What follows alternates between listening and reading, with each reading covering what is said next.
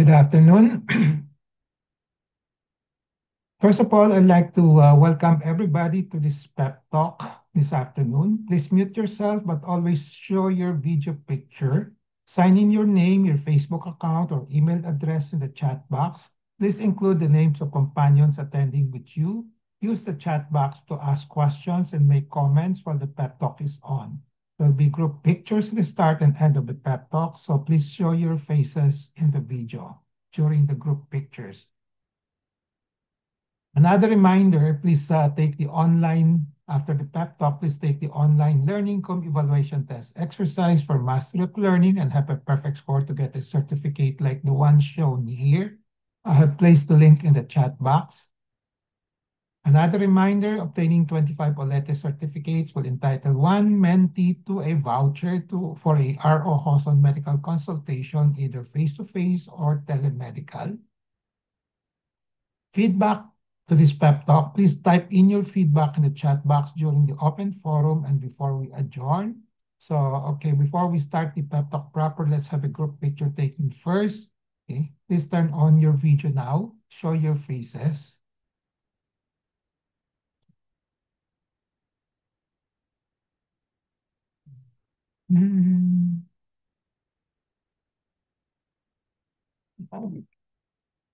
Get set. Ready? 1, 2, 3.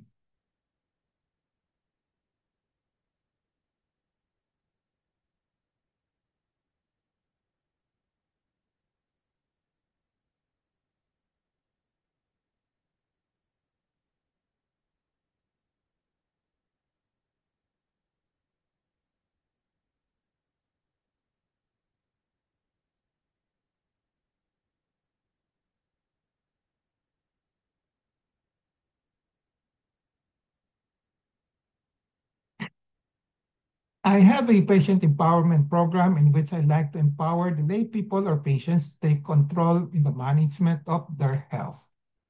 I started the pep talk in May 15, 2021 during the COVID-19 pandemic. There were 3 courses in the pep talk. I completed the core course on October 9, 2021. Then from October 23, 2021 onwards, I've been tackling health disorder and health issue courses. May 17, 2025, this year marks the start of year 5 of the RO Hoson Pep Talk. How long the Pep Talk will last will depend on our enthusiasm, discipline, and perseverance. My Pep Talk today is entitled Breast Cancer Surveillance After a Definitive Treatment. The empowerment objective is for the lay people to have an essential understanding on breast cancer surveillance after definitive treatment as part of their health management. The contents of this afternoon's pep talk will be the following. What is cancer surveillance after definitive treatment? And what is a cancer surveillance? So the first statement is cancer in general, cancer surveillance. And then the second statement is referring to breast cancer itself. Okay. How is breast cancer surveillance being done after a definitive treatment?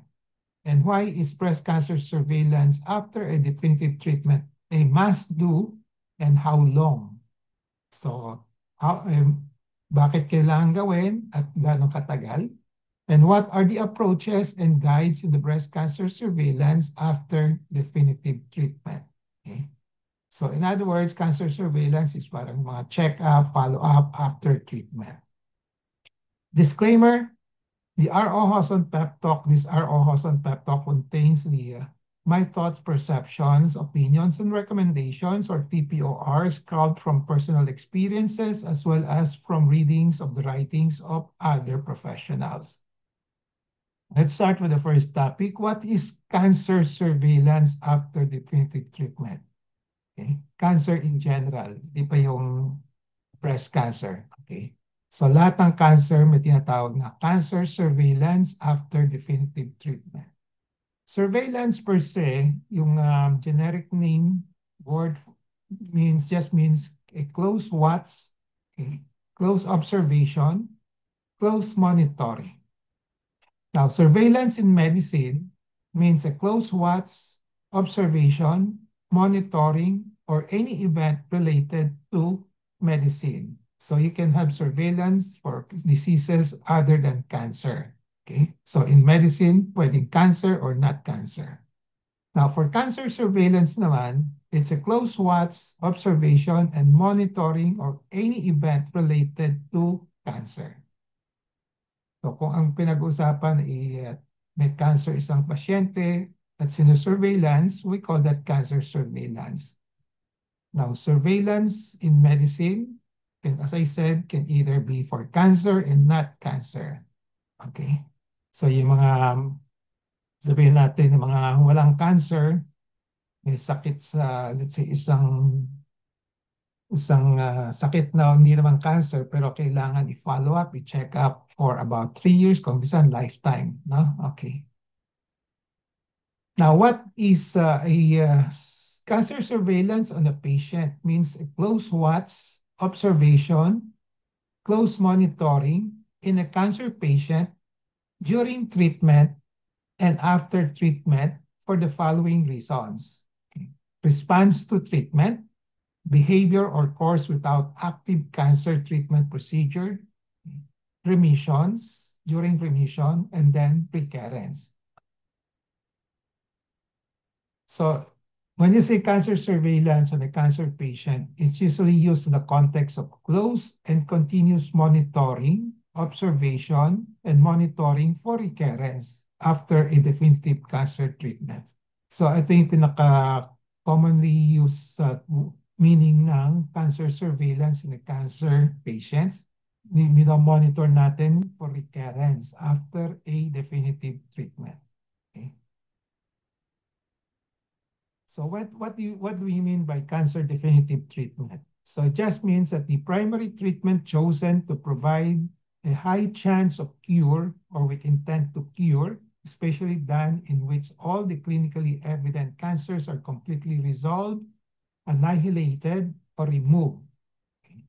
So yan ang tinatawag na cancer definitive treatment. Okay. Pero may mga treatment na ginagawa not for the yung mga hindi for complete removal, intent of cure, then ang tawag doon, cancer palliative treatment. Okay?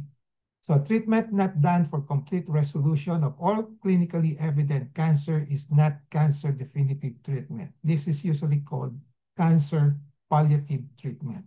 Okay, so we will use these two terms differently. Cancer definitive treatment, okay, after the treatment is, the goal of the treatment is to provide a high chance for cure.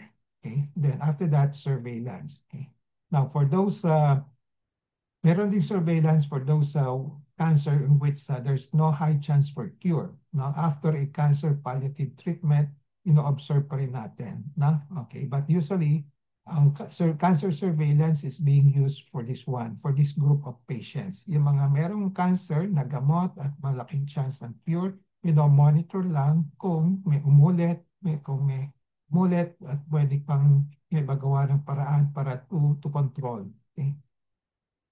So cancer surveillance is usually used in this setting of a cancer definitive treatment and not in cancer palliative treatment.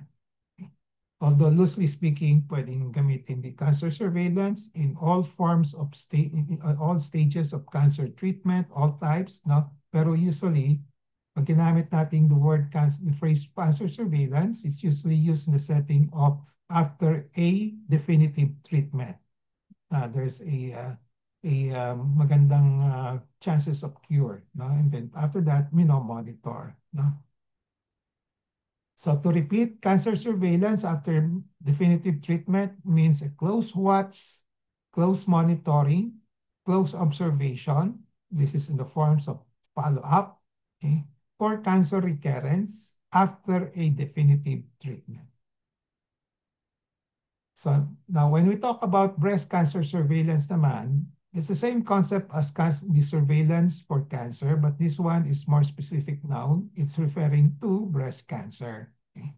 So surveillance in breast cancer patients after definitive treatment is just defined as close watch, observation, monitoring for breast cancer recurrence after a definitive treatment. So a patient with breast cancer after definitive treatment, no, nag-undergo ng cancer surveillance, it means binabantayan, pina-follow up for possible recurrence. Kung walang recurrence, well and good. Kung may recurrence, baka meron pang may magawa pa to control the recurrence.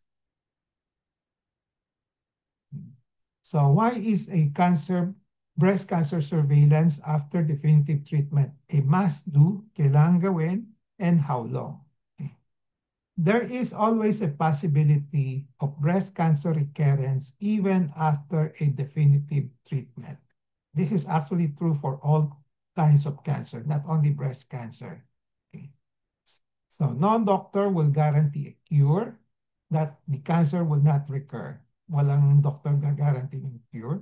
The cancer can occur at any time and as long as the patient is alive. We don't know kung kailan babalik, o kung babalik man, kailan babalik.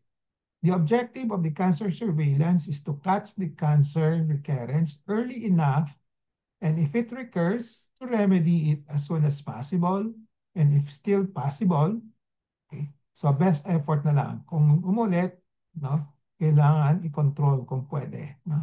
Okay. So that's breast cancer surveillance after definitive treatment is a must-do, and it is a lifetime affair because the cancer can recur anytime, okay, for as long as patient is alive. Kaya lifetime ang check-up. No? So the breast cancer surveillance can be done with close, meaning continuous and regular watch, observation, and monitoring of the following. Number one, symptoms of the patients, meaning what the patients feel and how they observe on their own their mga nangyayari sa katawan.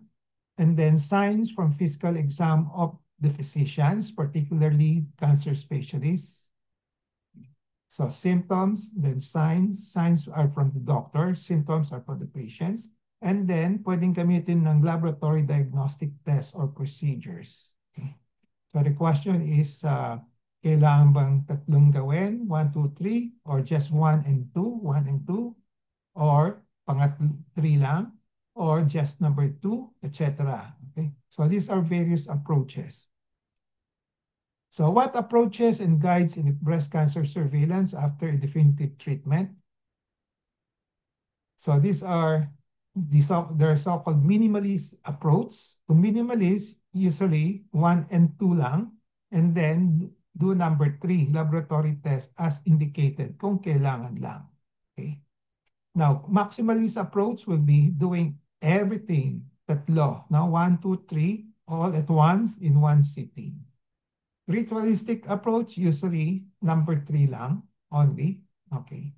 Ito usually because of the fad, palaging uso yung laboratory test, gano'n. No? So usually yung ritualistic, pangatlo lang. No? Okay. So my recommendations is the minimalist approach, number 1, number 2, and then do number 3 only as indicated. Okay. So hindi maximalist. Okay.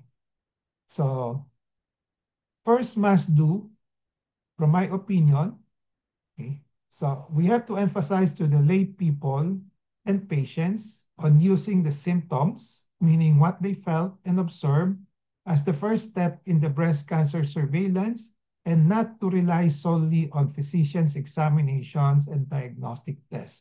So this is the number 2 approach, number 3 approach.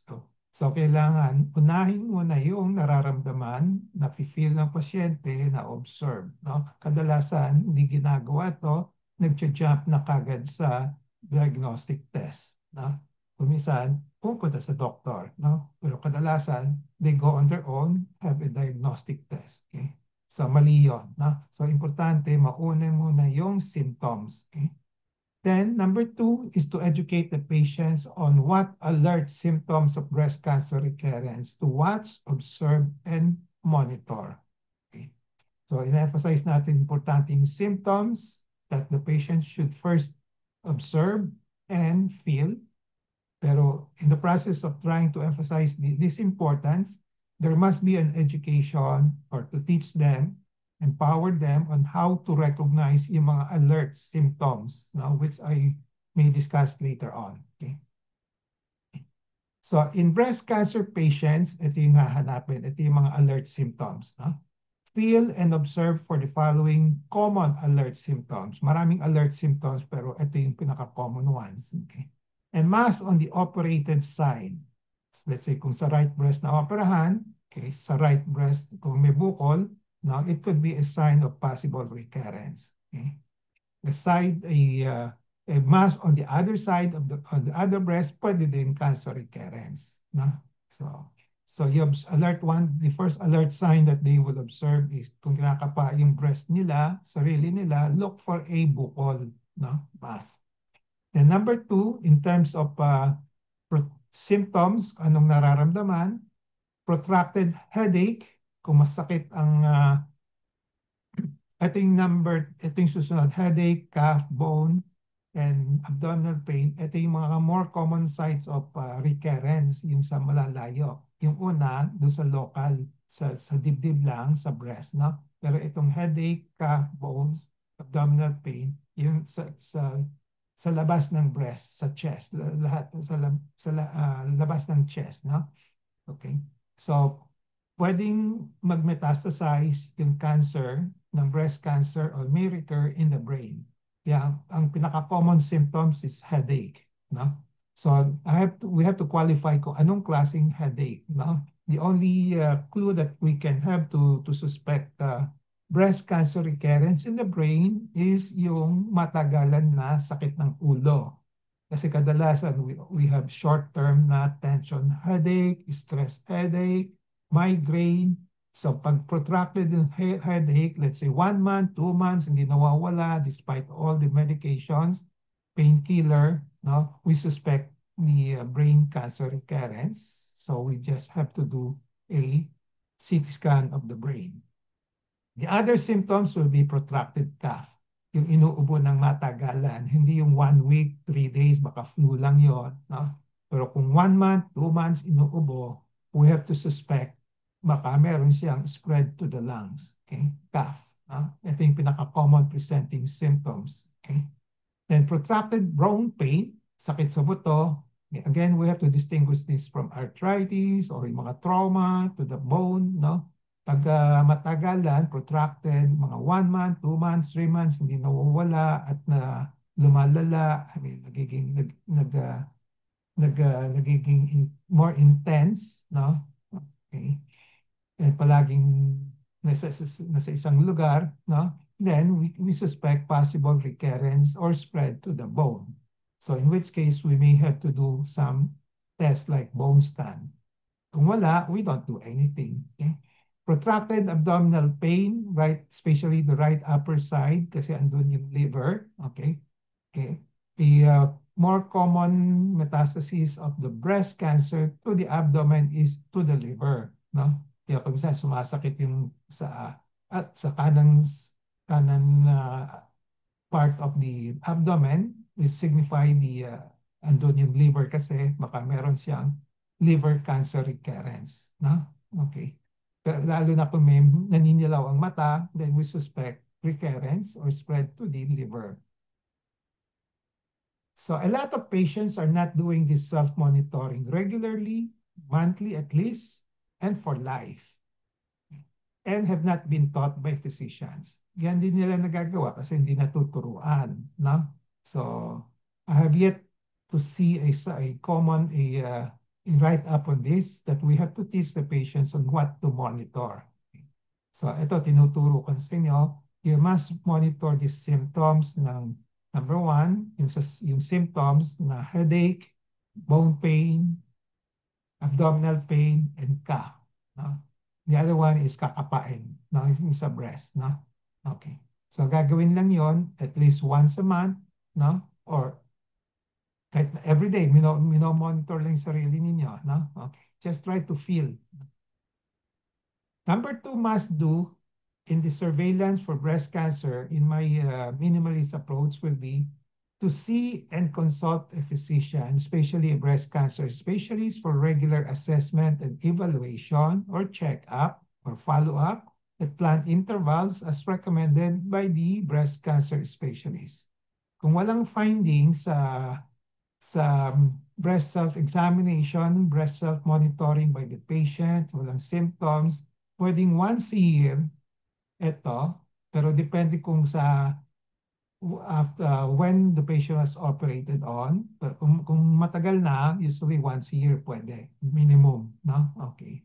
Pero kung kaka-opera pa lang, kung minsan every 2 months, every 1 month, every 6 months, every 3 months, ganon. Okay. So, but there must be a consult to a breast specialist for examination. So this is similar to the recommendation sa mga when we have dental problem, we usually go and see our dentist every 6 to 12 months, di ba? For dental check and for oral health eye maintenance. Okay. In the checkup, the cancer patient should tell the breast cancer specialist the symptoms that I mentioned earlier, kung anong nafe-feel nila, anong na-observe nila, which may be suspicious for cancer recurrence. Okay. If none, say none. Okay, so i-volunteer na lang ninyo, no? Kasi kadalasan yung mga doctor, they don't ask, no? Okay, they do physical examination lang, they don't ask yung kung meron kayong nararamdaman, and then kadalasan they do a lot of tests which may not be needed, no? Okay. So kung wala kayong nararamdaman, sabihin lang nyo, wala kayong nararamdaman ng protracted bone pain, abdominal pain, cough, and yung headache. The checkup by the specialist, the minimum examination is the physical examination. So, okay. Laboratory tests are done only when indicated. So kung pumunta kayo sa breast specialist, doesn't mean that there'll be a lot of routine lab to be done. So examinin mo na kayo, titingnan kung may kailangan ng lab test. So meron siyang findings that will make him suspect something at hindi siya sigurado, no, sa findings niya, baka earlier stage pa lumalabas yung cancer recurrence, pwede siya mag-order ng mga lab tests, no? As I said, a lot of cancer patients are not doing these regular checkups. When I say checkups with the doctors, with cancer specialists at planned intervals, that's the reality. So we have to inform the public that you should have a checkup. Kasi this is one way of trying to catch the breast cancer recurrence early enough. So when you say planned intervals, no, it means yung ganong kadalas pagpunta sa breast specialist. And this is to be recommended by the breast cancer specialist. Ang basis nito for the recommendation, yung timing, is based on the degree of risk of recurrence of a particular cancer at the time of the definitive treatment and after so many years in remission. So kung ka-opera lang, usually mas maikli yung interval. Kung medyo, let's say, 1 year, 5 years na walang recurrence, pwedeng mas matagal yung check-up. Let's say once a year. No? So the higher the risk, the more frequent the check-ups. And the longer the years in remission, as I said, kung 20 years na, the less frequent the check-ups. However, the lifetime check-up is still important kasi we don't know. Kahit na 20 years, 30 years na, kung saan may umuulit pa. Now, it may be another new cancer sa the other breast, or it could be recurrence from the original breast cancer. Pero kung 20 years na bihira yung from the original breast cancer, it could be panibagong cancer on the other side. So in breast cancer patients, minimum physician's physical examination for assessment and evaluation for possible recurrence include, number 1, in-inspect ng doktor, tinitingnan through his eyes, okay? And then palpation of the following areas, kinakapa, no? So kinakapa yung dalawang breast or chest areas where the mastectomy was done, no? Kung buo pa yung dalawang breast, kung natanggal ng isang breast, examining pa rin yung chest areas, no? To see if there's a palpable mass, no? And then After the breast, yung armpits, yung axillary area, yung kilikili. Na titingnan kung may kulani, kung may bukol. No? And then, neck nodes, dito sa may above the collarbone, kasi pwedeng mag-recur in that area. Okay? And then, the upper abdomen, kakapain, liver for possible recurrence. So, ito yung mga areas na kinakapa ng doktor. Dapat ginagawa ito ng mga breast specialist to check for possible recurrence. No? In the breast cancer patients, planned intervals for checkup for definitive treatment may have the following guidelines. May have lang ha, ito yung example lang. For stage 3, more frequent than stage 1 and 2 breast cancer. Okay? So mas frequent yung checkups for stage 3 kasi higher risk for recurrence. Kasi more advanced ito, no? Compared to stage 1, stage 2. Now, kung first year after treatment, pwedeng every 2 to 3 months after the wounds have healed. Now, second to the fifth year, pwedeng every 6 months. Kung more than 5 years na siya or to 10 years, pwedeng every year na, 12 months. Kung more than 10 years na, a recommendation could be after 24 months. Pero this can vary from patient to patient. Kamisan, makagusto nila to be para may self-confidence sila sa mga findings sila. They want it more frequent, pwedeng once a year. Okay? Interval schedule can vary depending on the agreement and arrangement by the patients and the physicians. No? So these are just guidelines. Pwedeng mag-iba basta mag-agree lang yung doktor at yung pasyente. Kasi kuminsan baka malayo yung pasyente, yung area, yung residence niya malayo. No? So medyo, let's say, instead of 3 months, baka magagawin nila 4 months, no? Or 6 or 5 months, gano'n. No? So a third must-do thing, so things to do after physical examination and clinical examination of the physicians. No? So do the laboratory test only when indicated after physical and clinical examination. So meaning, when you say do only, it means selective lang. Hindi yung routine, hindi lahat gagawin. So it's not a battery of tests. So only when there is a suspicion for a recurrence and the patient needs to be, and the physician needs to be more definitive kasi hindi siya siguradong konti. Kung minsan may mga situations na hindi malinaw yung findings, kaya may konting suspetsa, hindi siya definite, no? So the patient needs to be more definite, more sure that what in his diagnosis, kaya gagawin niya yung laboratory test. Okay? So when you say battery of laboratory tests now for cancer, ang ibig sabihin nito, multiple tests being ordered or done to check for cancer with intent to be comprehensive and to apply the law of eliminations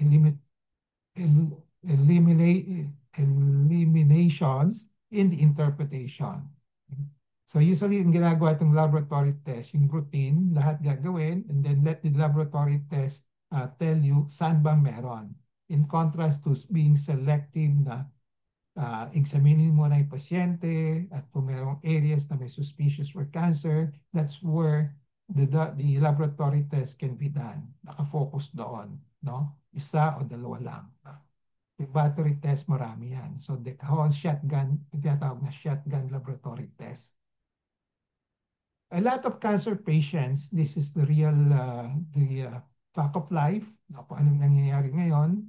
A lot of cancer patients and a lot of physicians are not doing this selective approach in the diagnostic testing. So they are being ritualistic, they just follow the fad kung ano yung uso, or they're being maximalist. So in breast cancer patients, a battery of tests would usually include the following. But when we say battery of tests, no? Example ito, no? So you can have a CT scan of the chest or a times chest X-ray to check recurrence or spread to the lungs. CT scan of the brain to check recurrence or spread to the brain. Bone scan to check recurrence or spread to the bone. Ultrasound of the abdomen and a times CT scan gagawin of the whole abdomen to check recurrence and spread to the liver. Blood chemistry, okay, to check for recurrence or spread to the liver, titingnan yung alkaline phosphatase, no? Then PET scan, ngayon, usong-uso yung PET scan, gagawin nila. PET scan for the whole body. So there are some physicians who are doing all these battery of tests at the same time. PET scan, blood chem, ultrasound abdomen, bone scan, CT scan. So you can imagine how much this will cost. Okay. The selective approach naman, kanina yung battery test, ang gagawin dito is on clinical and physical examination because of protracted headache, masakit ng ulo, so magsususpect yung breast specialist na may spread sa brain. So selective test will include a CT scan, okay, of the brain. Okay. So in this scenario, the battery test is not needed. Okay? If there is no need to determine the extent of recurrence in other parts of the body, kasi wala naman siyang symptoms na protracted pain sa tiyan, cough, wala rin bone pain, so pwedeng hindi na gawin yon. Okay? So management will be the same regardless of the findings in other tests. So selected means kung saan may suspecha, yun lang nakafocus doon, o kung anong gagawing test. Selective. Another example on clinical and physical examination because of the protracted cough. Ubo naman ito, kanina yung brain headache. Ubo naman. So pag ubo, protracted cough, a recurrence spread to the lungs is suspected. So kung gagawa tayong selective test, it will just include a chest x-ray initially. And then kung negative ang findings, kung wala namang problema, wala nang suspecha, then tapos na. Ngayon, kung merong findings sa chest x-ray that will make you, baka may konting doubt sa findings, parang meron, no? You want to be more certain, more definite about the findings, then the breast specialist can order for a CT scan of the chest. Okay. So my recommendations is, and the following will be selective tests, and then the basis for this, there are clinical studies that compare the use of battery tests versus selective test approaches in the breast cancer surveillance. Meron mga studies na rito. Example, this is one study as early as 1994 pa. Results of this trial supports the view that a protocol of frequent laboratory tests and X-ray after primary treatment for breast cancer does not improve survival or influence the health-related quality of life. So routine use of this test should be discouraged. So it does not improve the survival na kung gagawa tayong battery of tests. Another conclusion here will be periodic chest X-ray and bone scan allow earlier detection of distant recurrences. Okay? So pag ginagawa itong mga X-ray frequently, may makikita talaga, no? Okay, kung meron, lalabas ng maaga. But anticipated diagnosis appears to be the only effect of intensive follow-up, and no impact on the prognosis is evident after 5 years. Mamaya kung i-present ko after, let's say, long-term results, kung ano yung difference. So periodic intensive follow-up with chest X-ray and bone scans should not be recommended as a routine policy. So yan ang recommendation dito. So ito yung sa the diagram shows yung upper part without the screening, yung selective test, yung isa naman with battery of test. No? So kung nag-battery of test ka, let's say, nag-test ka, mas madidiscover mo yung kung may recurrence mangyayari, na darating madidetect yung recurrence early enough. So at this point, no? Kung selective lang based on symptoms and signs, dito mo mahuhuli, no? Medyo matagal ng konti, no? Okay. And then, pero if you evaluate yung mga final outcome ng both groups of patients, itong one group of patients nag-undergo ng battery of test, ito selective lang, they usually die at the same time, no? Okay. Kahit na maaga na discover yung breast cancer dito sa recurrence dito sa early screening, they usually die at the same time. So the disadvantage of discovering it early and then dying at the same time, there's a longer mental suffering. No? Okay. So poorer quality of life with this battery of tests. Dito naman sa first one, selective test, no? The advantage of this one is shorter ang mental suffering niya. No? Okay. And then, of course, the other difference is in expense. No? Dito sa battery test, mas malaki ang expense, mahal. No? Okay. So my recommendation is minimalist approach. Number one, symptoms surveillance. And then number two, sign surveillance by the breast specialist. And then do number three only as indicated. So I call it symptom sign-based surveillance and selective diagnostic test as indicated. So this is my recommended approach. Symptoms of patients, what they felt and observed. So there must be regular and monthly at least, and for life, i-check yung sarili nila. Then signs from the physical exam of the physicians, particularly pupunta kayo sa breast cancer specialist, sila ang expert yan. Okay? So they will do regular physical examination at planned intervals and also for life. And then laboratory tests run only as indicated, selective, and not a battery of tests. So itong table na nakuha ko sa ChatGPT, you can see that summarize the symptom-based surveillance and battery test surveillance.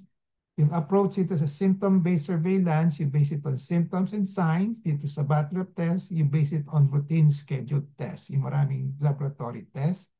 Okay. The test to be done dito sa symptom-based surveillance only if clinically indicated. Kung kailangan, kung may indications. Dito, kahit na walang indications, gagawin. Parang executive check-up style. And then, ang cost dito sa symptom-based, of course, lower. Dito sa battery test, higher. Dito sa anxiety from false positive. Kasi kung maraming test, may malaking risk din mga false positives. Sasabihin meron, pero actually wala. So kung may battery test ka, mataas ang incidence ng false positives, so malaki ang anxiety mo compared to those with symptom-based, no, less. No? Evidence of survival benefits, ito yung pinaka-importante, no? Walang added benefit if you do it symptom-based or battery of test-based. No? So akala natin kung magpapa-routine battery test tayo, may added benefit, wala. No? Okay. As I said, they usually die at the same time, and then more suffering, mental suffering. Okay. So the current guideline stands, current, ha? Okay. Ang recommended is still symptom-based surveillance. Dito sa battery of test, not routinely recommended as of now. Okay? But that's, I think, the last slide for this afternoon's lecture.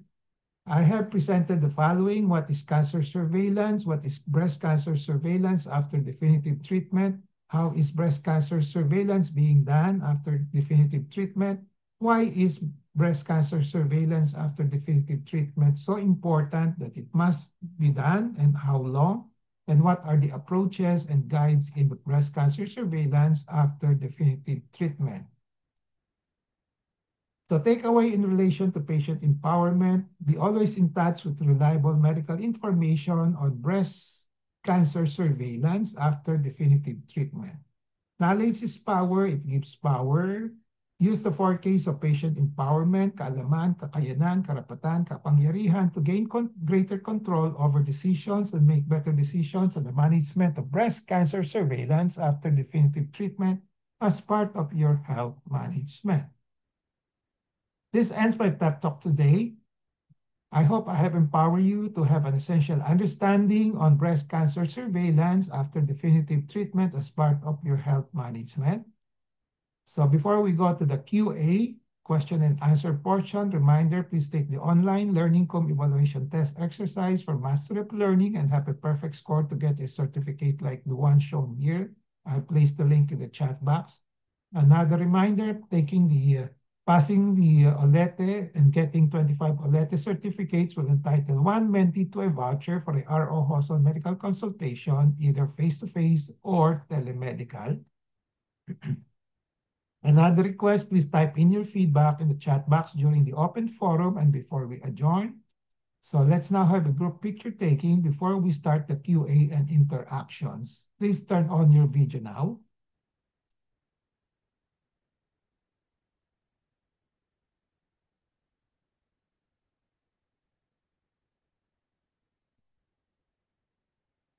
Okay. One, ready? Everyone. One, two, three.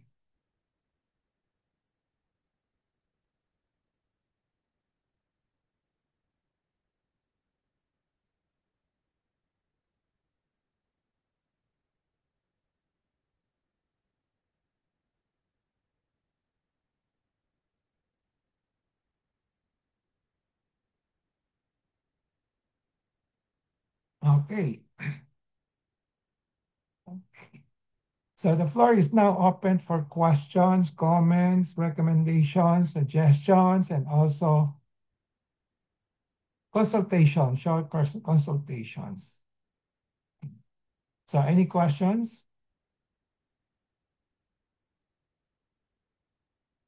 Who are currently undergoing breast cancer surveillance?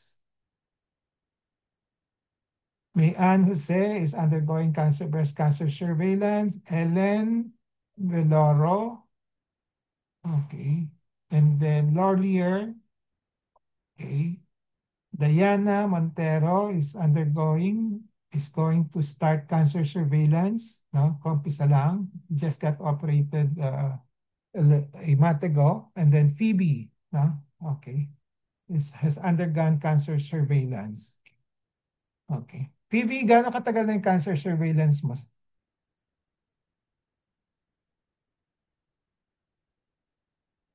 Ito, 11 years na?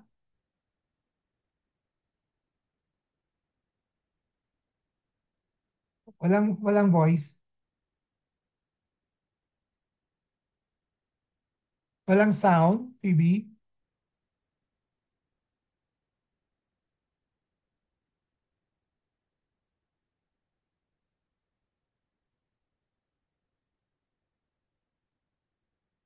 Wala. Wala. Phoebe underwent uh, mastectomy kabilaan, bilateral, I think baka 11 years, 11 or 10 years ago. Okay. So, ang surveillance approach niya, wala kami naririnig, Phoebe. Pero sige, habang inaayos mo yan, ikwento ka na lang. Ha? So, we, she has been undergoing breast cancer surveillance using the symptom-based surveillance approach. Okay. So, kinakapa niya sarili niya, minomonitor niya yung symptoms niya, and then every now and then, pupunta siya sa clinic ko, kakapain ko, kung wala akong nakakapa, okay, sasabihin sa kanya, continuous self-monitoring, back for another physical exam, wala akong mga laboratory test na ginagawa sa kanya so far. No? Wala, no? Wala pa. Tama? Sige.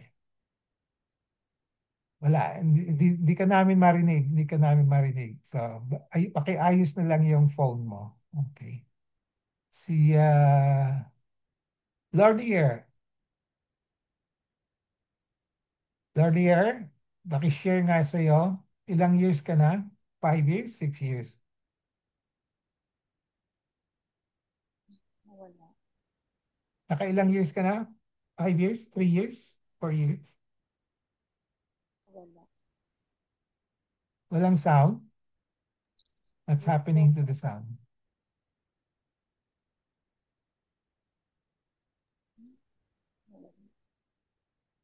Wala. Wala? Wala. Mahina ang sound. Okay. Ellen, let's go. We'll get back to you, Lordier. Ellen, can we Ay, hear from you? Doc, Oh, ako, di ba? ang, Years na, di ba? yung, sir, Doc, naririnig nyo? Yeah, naririnig ka. Okay. Yes, Doc. Ang surgery ko was done last October 2016. So, 16. going 9 years. 9 years. Okay. Yes, So, Doc. anong ginagamit This nating coming approach? October. Anong, gina Surveillance. anong klaseng surveillance ginagamit natin? Yung physical exam, Doc. Symptom, Symptom, yes, symptom based and symptom then, sign base. Yan ang yes, tawag doon. Doc. Ha?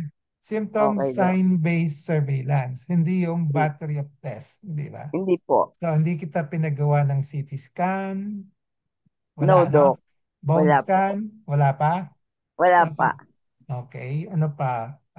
Ultrasound of abdomen, wala. Wala din, Doc. Tumor markers, wala. Wala.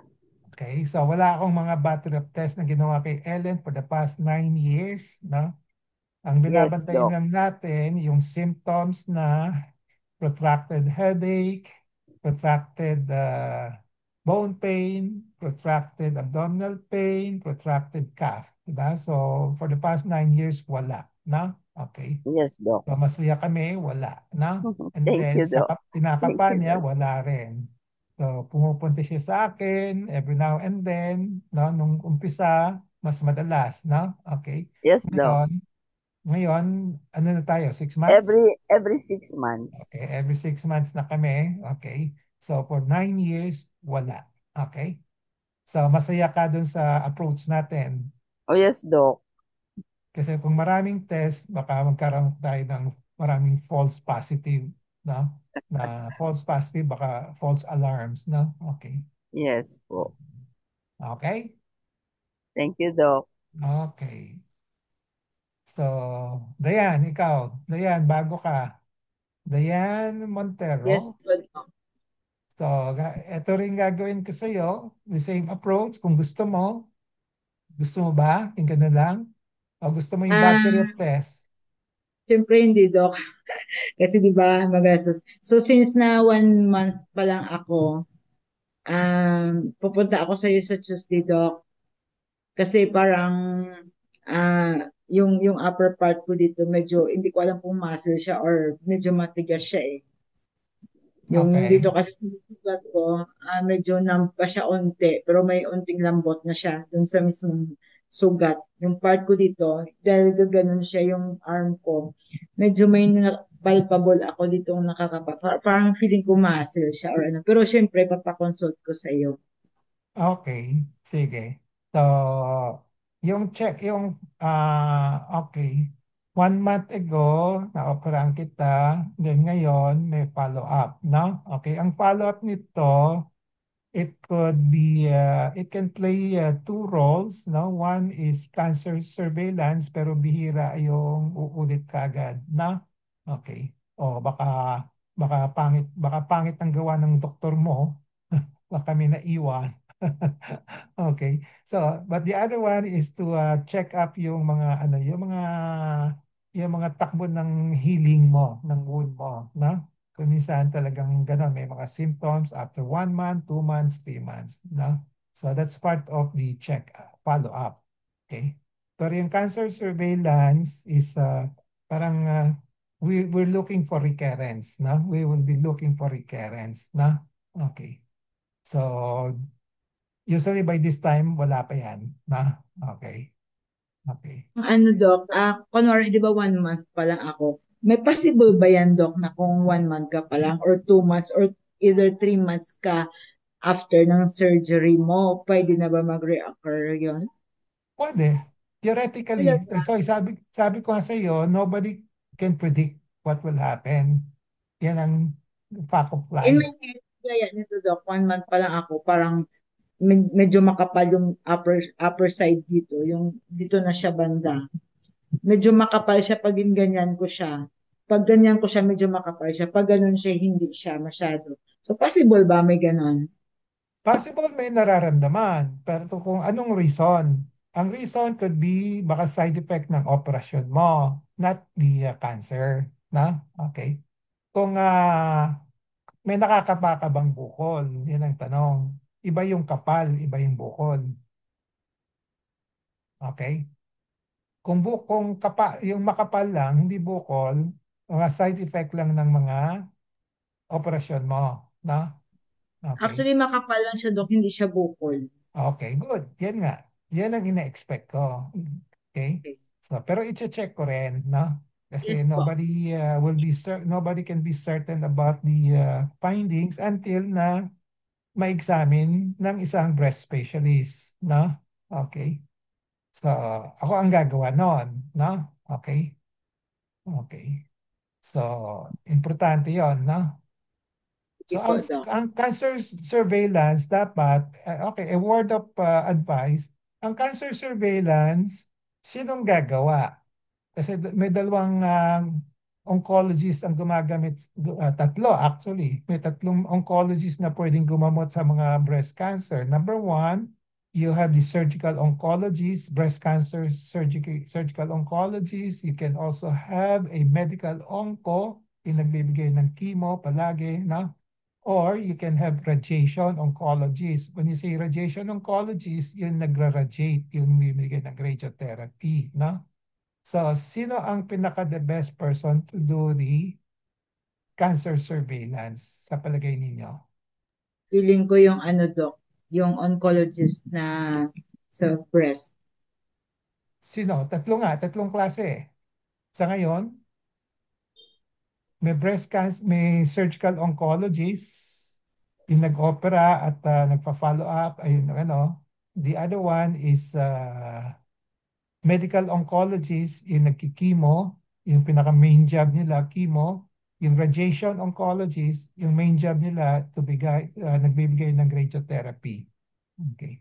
Sino sa palagay ninyo ang the best person to do the follow-up surveillance? Can I have survey? Yung surgical, Surgical oncologist. Surgical, bakit? siya yung nakakakita po, Doc, ng ano, ng kinuha niya. And then, okay. Pero tapos na eh. After that, if you follow up, check for recurrence kung meron kayong mga distant recurrence, ganon. Hindi Sa medical surgical onco. ko, kasi pwede din siyang surveillance ng ano mo, Doc, ng after na ng ano, ng operation. Yeah, surveillance. So, hindi, pwedeng gawin itong tatlong na doktor na specialist, no? Ang sinasabi ko, pwedeng gawin nila, no? Pero who will be in the better position? Best position? Sinong wala sa inyo kasi nag-undergo ng chemotherapy, no? Okay. Si Lorly. Lorly, ikaw nag-chemo ka? Nag-chemo ka ba? Opo, Dok. Okay. So, ikaw, sige, anong opinion mo? Who will be the best person to do the follow-up for you? Si Doc nung nasa SG po ko, purely after the operation, yung oncologist ko na po eh. Bali, once a year lang po yung surgeon. Okay. Kasi meron po silang, ewan ko ng tawag doon eh, may sinusukat sila. Ewan ko, kalimutan ko po yung tawag doon eh. Kaya yun, natitrace po niya kung may recurrence po. Hindi ko Ah, lang po alam dito sa Pinas kung ganun ano din. yung sinusukat niya? May sinusukat po siya, hindi ko pa alam ang tawag doon eh. Meron po silang ginagamit doon. May laboratory test? Pa? May laboratory test? Hindi po eh. Meron silang sinusukat na Baka yung buko? parang injection ng itsura. Ewan ko ang tawag nila sa ganun po. Pero hindi tinutusok po yun. Ewan ko Hindi anong ko tawag. alam. Kalimutan ko yung tinatawag po dun eh. Tapos pagkatapos po nun, after 6 months yata yung surgeon naman. Pero ang parati nag-check po sa akin si oncologist. Medical onco. Opo, si Dr. Lynette Ngo. So, nung andun ka, Opo. Bihira lang po yung surgeon. surgical onco. Opo. Every 2 months yata po, every month po yun. After the operation. Kailangan, ganun daw po kasi sa kanila eh. Pero, gaano katagal yung chemo mo? 6 months yata Okay. po. After 6 months, siya pa rin. Ano po, wala na po. Yung ano na lang po, pinainom sa akin gamot po, hindi ko na maalala po rin yung gamot. So after 6 months, sino nagpa-follow up sa'yo? Sinecheck po ako ng simultaneous po si onco tsaka si surgeon. Okay, simultaneous after the Opo. chemo. Opo. Nag-radiotherapy ka ba? Ay, hindi po. Okay, Hindi daw po so kailangan eh. operation and then chemotherapy. So after the chemo, dalawa ang sabay, no? Opo, Sabay yung opo. medical onco at surgical Surgeon, onco. opo. Okay, that's good. Pwede yon, no? Okay. Opo. Para Hindi ko lang po alam kung mag-complete. anong practice po dito sa Pinas. Ikakwento natin mamaya. Okay. Okay po. Okay. So, mag, Lord Lear, ano yung experience mo? Lorly? Si Lorly kasi nag-undergo ng radiotherapy, nag-undergo ng chemo, surgery of course. Okay. Anong experience mo, Lorly? After the surgery, napunta ka sa PGH for chemo, no? Anong sabi sa iyo doon? Nag-radio ka pa, di ba? Nag-radiotherapy ka. Lorly?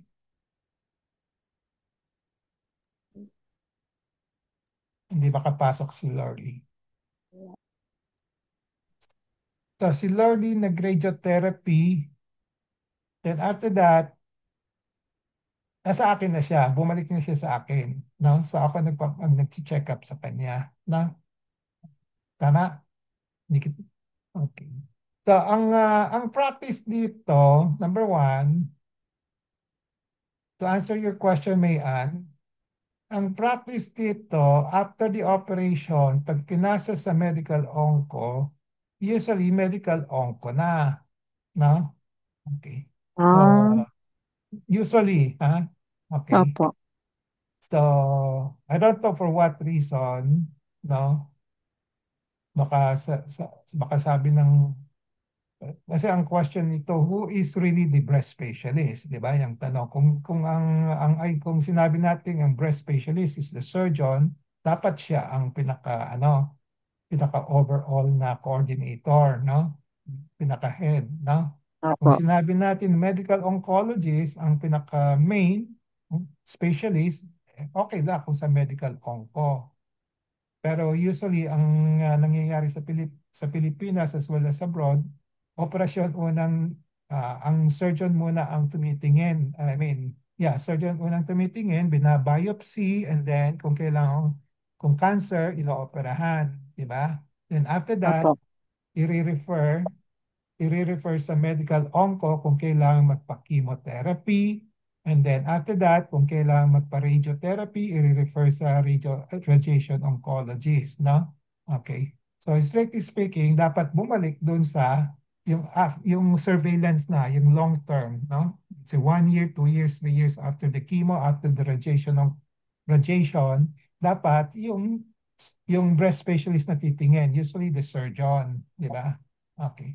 Pero kadalasan, hindi nangyayari yon. Ang ginagawa ng mga doktor dito sa Pilipinas, pinapasa na dun sa medical onco. No? Bihira rin ng radiation Um, oncologist na tumitingin. Ang interest ng radiation oncologist, yung ginawa lang nila, na, okay, kung nag-radiate sila, titingnan nila kung anong results, gano'n. After that, wala na silang long-term follow-up. At palagi ko nire-recognize din nila kasi na ang mas in a position to do the comprehensive checkup will be either the surgeon or the medical oncologist. Na? Okay. So, pero sa practice ko, I would like to see my patients. I would like to be the one monitoring. No? Okay. So, ang monitoring approach ko iba. Okay. Pagpunta kayo sa ibang medical oncology, iba rin ang surveillance approach nila. Usually battery of test sila. Na? Okay. Okay. Nasagot ko ba yung tanong mo, Mian? Opo, Dok. Dok, ask ko lang po kung dito ba sa Pinas merong mga training after nung ganyang operation. Training ng ano? Kasi doon po sa Raffles, after my operation, every 3 weeks, meron kaming training po doon na 2 hours. I-demo sa amin yung mga ginawa, tapos mga maglalagay ng wig, yung mga prosthesis, yung ganun po. 6 months po yun. Hindi ko po alam Wig. kung ganun din dito sa atin. Post-op care na yon. Yung mga wig, yung mga ganon. Opo, yung ganun po. Okay, mga Saan post of care magbibili? yun.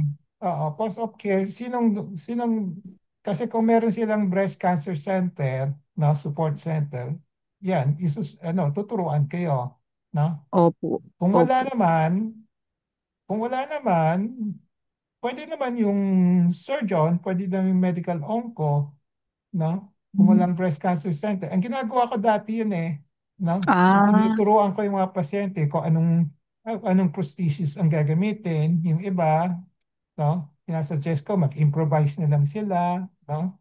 Yung iba naman, gusto nila yung mga silicone, no? Ganon, no? Okay. And then, mga wig. Yan, opo. wig. Tinuturuan ko ba yung wig? Doon po pinag-wig po kami. Kasi kinalbo po kasi ko eh. O kaya nga, tinuturuan po ba kung anong gusto mong klaseng wig na sa iyo? Di ba? Doon po kasi tinuro, doon sa kanila merong murang bilihan. Kasi sa kanila daw binibili ng ng Raffles yung Yung Okay. So, mismong, nagbibenta mismo nagtitinda, po sila. nagtitinda sila. Opo. Okay. So, dito naman sa atin, wala namang so far, wala pang gumagawa ng formal business Ah, dyan. Ako, sinasabi ko sa mga pasyente ko, yung kapatid ko, yung may breast cancer, sabi ko, kung gusto mo mag-wig, mag-wig ka, maghanap ka. Yung isang wig, nag-donate na nga siya ng isang wig after the chemo na hindi na niya kailangan. So ah, yung wig hindi na pwede hindi na turuan, basta bahala na kayo, marunong na kayong pumili di ba? Yung mga babae. So ano klaseng wig, no? Yung sa breast pa, prosthesis, mga ganon. Pwedeng opo. improvise, pwedeng silicone, no? Okay. Doon po talagang isa lang ang tinuturo nila yung mga po sa Rapo. Sa can care naman, kung saan nabibili, kinukunan Yeah, ng Rapples. yeah. Yung mga kung sa'yo Doc, style o strategy lang, yung parang mas maganda yung yung halimbawa, Sino pag nagsasalita? maganda yung marketing, kung papipiliin kasi kayo kung paano kayo mag-lecture kung halimbawa yung online, mas maganda Doc yung yung halimbawa, physical. O yung Who's physical. that? Ray Benjamin. Kami pumupunta kasi ganun yung ginawa ng Paragabe. Parang Nagsasalita. pag nag-lecture siya sa labas, lahat ng Hello. audience doon kadalasan na binibigyan mo kasi ng request. Oo. Nagbibigay ng request. On Tapos, yung mic niya pag kanina. bumabalik dito, parang automatic siya na yung attending physician. Ray, Ko lang ma-concern. Sige. Kasi sa mga nag-start, yun. off mo yung mo, Ray Benjamin. Sige po. Kilala ko pala ng paraan. Nasabay kami sa PGH. Sige po. Sige daw. Oh, Pag naman ito, pag halimbawa, pag mga Ray. ganito, kung sino naman yung walk-in ng Uy. Ray Benjamin. Okay na po, Doc. Naka-on yung mic niya kanina. Magsasalita ka Hello, ba? sorry. Sorry, ano po? Magsasalita ka ba? Nasa clinic ako, sorry. Okay nga, magsasalita ka, kaya ka naka-on. Sabatin mo Ay, yung Kimean, galing ka lang Singapore, di ba? Ano ba yung practice niya yung sa med-onco sa surgeon, anong practice sa Singapore? palitan, alternate, surgeon tsaka med-onco. Yung sa center ninyo. Tsaka parang, Ikaw, ginagawa din sa iba na yung follow-up ay alternating, surgeon tsaka med-onco po. Kung may chemo at kung may med-onco on board. Pero kung walang med-onco referral, surgeon na lahat. okay. So,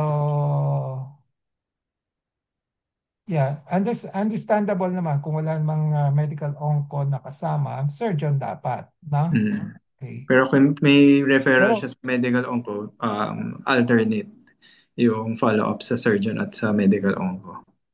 okay. So, medyo magulo lang kasi dito kasi kung walang Mm. usually yung mga after surgery, yung ginagawain sa Pilipinas, ni-refer sa medical onco for opinion kung kailangan magpa-chemo o di ba? Okay. So after that, usually, kadalasan, they ended up with a chemo or medical onco. So medical onco na humahawak, no? Yan ang trend ngayon, no? Okay. So yung surgeon, they give up, no? Parang binigay na sa medical onco, bahala ng medical onco, no? Okay. Ganun yan, no? Dito sa Pilipinas, no? Pero Opo. ang practice ko, okay, kung ni-refer kita sa medical onco, okay, kung kahit na magpa-chemo ka, ini-insist ko na bumalik ka sa akin. I-check up kita. Nakabalik ka sa akin. Na ako mag-take care of you. No? Okay. So, hindi kita papabayaan. No? Ganon. No? Kaya tayo meron, kaya nga tayo nagkaroon ng Cancer Crusaders Club. No? Kung wala ang ganung check-up, wala tayong Cancer Crusaders Club. Di ba? Lahat pupunta sa medical onco. Di ba? Okay. Ako mo? Opo. Yeah. Ang ko lang intindihan. Mm. So yun sa akin, ako nagpa-follow up until gina-guide ko yung mga pasyente up to the last. No? So, saka yung sinasabi ko sa mga pasyente, balik kayo sa akin para maano kayo, ma, ma-avail nyo yung surveillance also. Kasi ako, kumakapa ako no? So, I am in the better position to make kapa. Diba? Compared to medical onco. No? Okay. So, ganon. Okay. Lordier, pwede ka na sumali? Wala pa. Dok, may tanong pala po ako. Sige. Dok, yung natural po ba yun, yung after your chemo, nagsusuka ka? Expected Kasi ako naman. naalala ko dati, suka ako ng suka eh. After, you mean long after the chemo? Opo. Nagsusuka na po kaya nandun na ako kaagad sa toilet Hindi, nung let's ano, say pag nagsusuka. nabigyan ka ng chemo, ang possible side effect nun is nausea, vomiting right after. Kaya binibigyan ka ng mga gamot na panlaban dyan. No? Yung Mm.